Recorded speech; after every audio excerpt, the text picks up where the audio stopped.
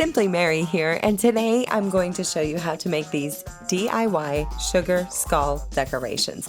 These are great for Day of the Dead, for Halloween, just for regular decor. You're going to need some leafing foil, and this was my first time using this actually. I really like this imitation leafing foil because it's inexpensive, and if I make a mistake, I don't have to worry. I also picked up these sugar skull stencils, which have many options for me to make all kinds of different skulls. Then these 10-inch wooden rounds, which are listed for pyrography, which I'm going to be using that today, and that's why I chose those. This gilding glue you need to have, or you cannot do the leafing. So also, one more thing we'll need is acrylic paints, and if you're not using pyrography, you will need to actually paint the outline. Now the thing with the leafing foil is you can save the extra bits and pieces and you can use them for your fingernails. So if you do gel work or anything, you can actually decorate nails with it too. So let's see how these are made. From start to finish, we're going to start by applying a stencil. So you'll probably need some carbon paper if you don't have that.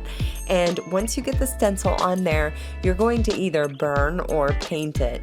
Me, I like to use the pyrography guns, or pens, because it makes the lines and the contrast more crisp. And I just like to do pyrography because it's relaxing for me, so that's why I choose that method. First, we're going to get our outline down and we're going to choose where we're putting all of our adhesive. That is the next step. You're going to get the adhesive in there and it's hard to see, so I like to use a light and tilt it to see where I'm getting it, because I want to make sure that it is covering everywhere I need it to be. You need to let this adhesive sit for 1 hour.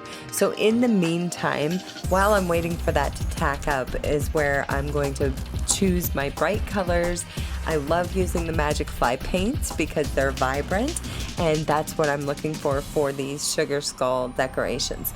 So I chose my colors and I'm gonna fill that in, and then we're gonna let that baby sit for the full hour until it's tacky enough that you're touching it and your finger's not sticking.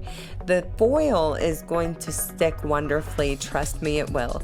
Lay the sheets on there however you want them, choose whatever colors, and then what I do, I take a brush, like a blush brush, and I stipple it on there and then brush it off.